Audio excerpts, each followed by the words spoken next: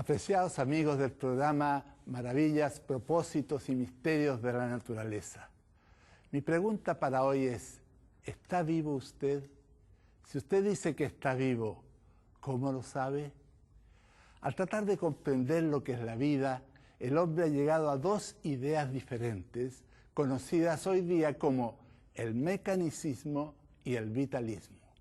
Según el mecanicismo, los organismos vivos son esencialmente máquinas que operan por las mismas leyes mecánicas, físicas y químicas que rigen en los objetos inanimados. Esto es, las leyes de la vida son básicamente las leyes del mundo mineral. De acuerdo al vitalismo, las leyes físicas y químicas son insuficientes para explicar la vida.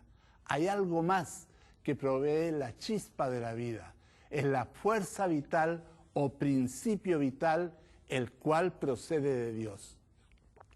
Los vitalistas señalan que una célula viva y una recién muerta pueden tener la misma organización, las mismas sustancias químicas, pero en la célula muerta hay algo que falta, que trasciende la organización material. Nos preguntamos entonces, ¿qué entendemos por vida? El diccionario Webster dice que vida es la condición que distingue a los organismos de los objetos inorgánicos y de los organismos muertos. El diccionario de la Real Academia Española dice que la vida es la fuerza o actividad interna, sustancial, mediante la que obra el ser que la posee. En ninguna de estas definiciones se dice lo que es la vida.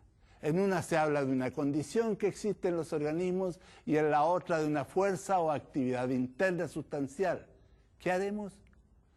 Lo mejor que podemos hacer para tratar de comprender lo que es la vida es establecer las diferencias entre un ser vivo y uno muerto. ¿Cuál es la diferencia entre un ser vivo y un no vivo?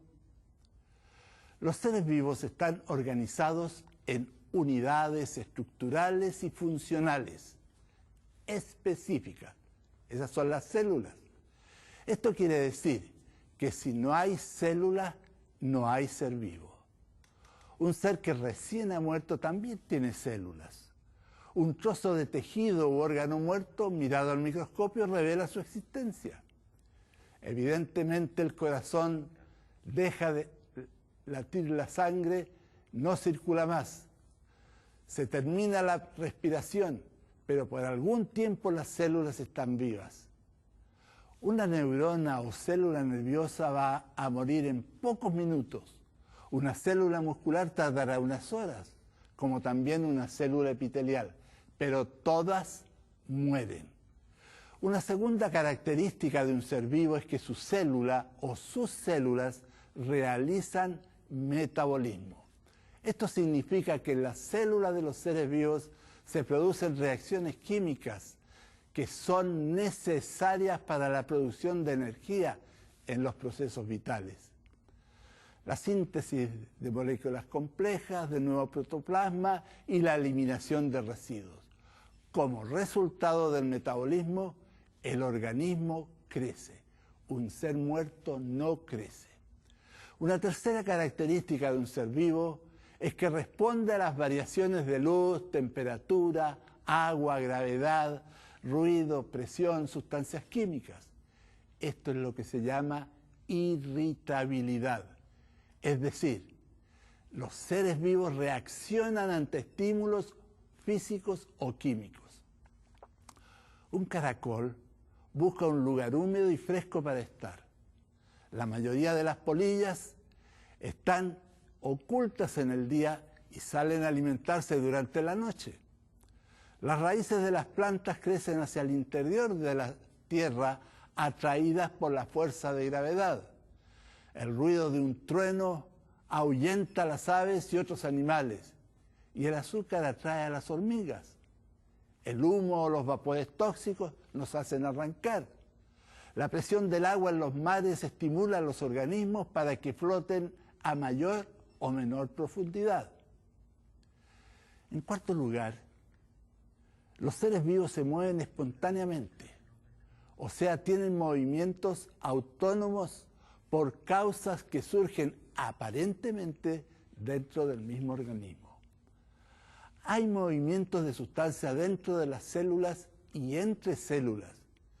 En muchas plantas, las semillas son lanzadas a distancia cuando el fruto madura.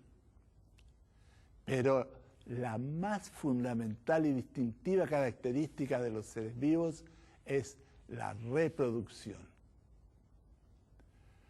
Se realiza con absoluta fidelidad. La vida es pasada a nuevos individuos por reproducción, resultando en la continuada existencia de las especies. No hay ser vivo que se origine espontáneamente. Todos descienden de otro ser vivo. Todos los seres vivos tienen su madre y o su padre. La vida procede únicamente de vida preexistente.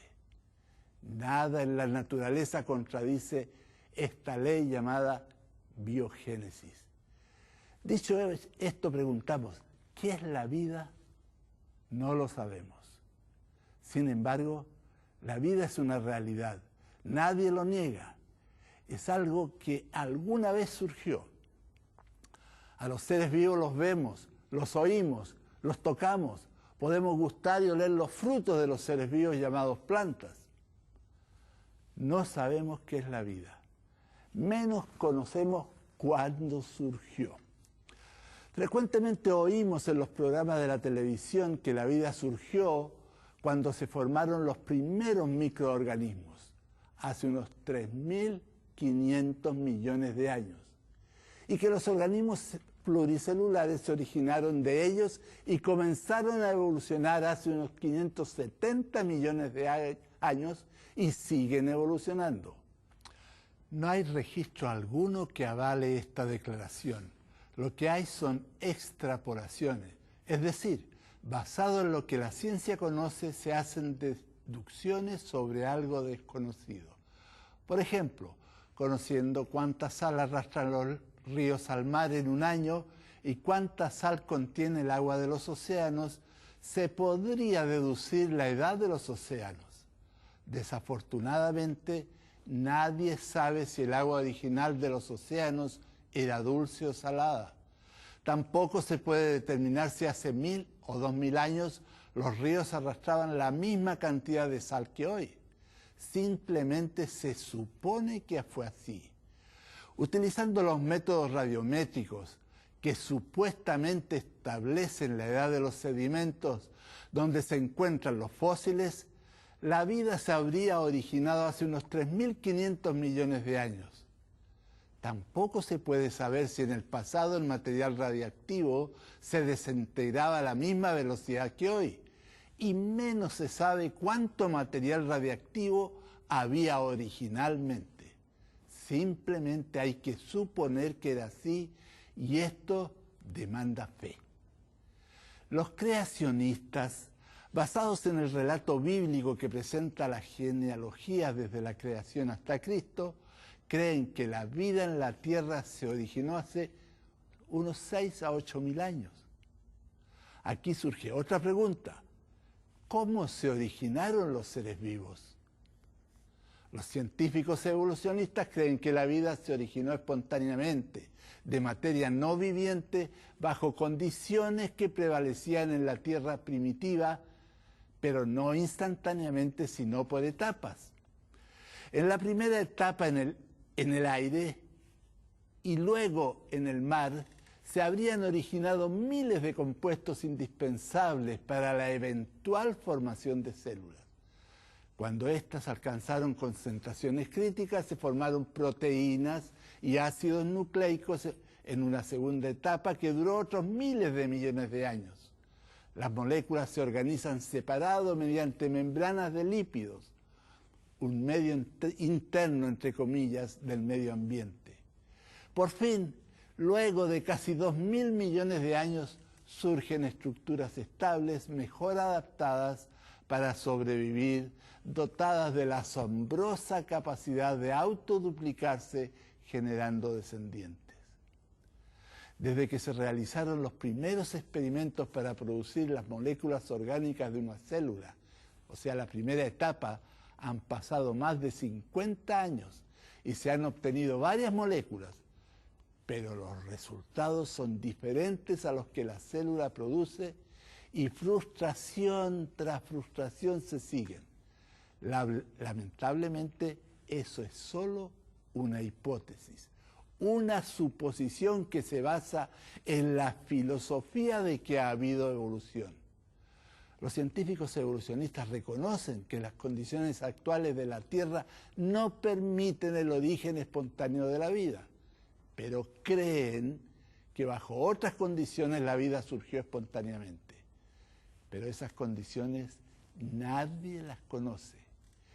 Nada dice la teoría en cuanto a dónde apareció la vida. Sin embargo, se cree que la vida surgió en una sopa que jamás se ha encontrado, ni tampoco hay algo que la insinúe. Francis Crick llegó a postular que la vida en la Tierra pudo haber comenzado cuando extraterrestres de otro planeta enviaron una nave espacial conteniendo esporas para sembrar la Tierra. El problema no se resuelve, ya que no responde a la pregunta cómo se originó la vida. Hay numerosos cálculos matemáticos para determinar las probabilidades de un origen espontáneo y todos coinciden en que la célula no pudo surgir por casualidad ni menos espontáneamente. La probabilidad de formar una simple proteína de 100 aminoácidos es de 1 en 20 elevado a 100, es decir, prácticamente ninguna posibilidad. El premio Nobel recién citado, Francis Crick, dice: cada vez que escribo un artículo sobre el origen de la vida, yo juro que nunca más escribiré otro porque hay tanta especulación basada en muy pocos hechos. Los creacionistas creen que los seres vivos fueron creados instantáneamente por la orden de Dios. Así lo afirma el salmista cuando dice: porque Él dijo y fue hecho. Él mandó y existió. El autor del primer libro de la Biblia dice: y dijo Dios, produzca la tierra hierba verde, hierba que dé simiente, árbol de fruto que dé fruto según su género, que su simiente esté en él sobre la tierra. Y fue así. 2 días después, Dios creó los animales acuáticos, incluidos los peces, también las aves, numerosos reptiles y los insectos. El 6º día creó las serpientes, los mamíferos y el hombre. Según estas declaraciones, los primeros seres vivos fueron plantas, no microorganismos como dice el evolucionismo. Tampoco fueron originados espontáneamente, sino por orden de Dios. Y el lugar fue en Oriente, en el huerto, el jardín en Edén. La Escritura dice que al crear a Adán, Dios alentó en su nariz soplo de vida. Quien acepta estas teorías no es porque haya una evidencia científica de que esto es así, sino porque tiene fe en que la evolución es un hecho. Como hemos visto, vida no puede existir sin célula. Ambas son complejísimas. El hombre, con toda la sabiduría que tiene, no es capaz de hacer ninguna de ellas. ¿Qué vamos a decidir? ¿Creemos en un origen espontáneo o creemos que hubo un Dios que lo creó? Es suya la decisión.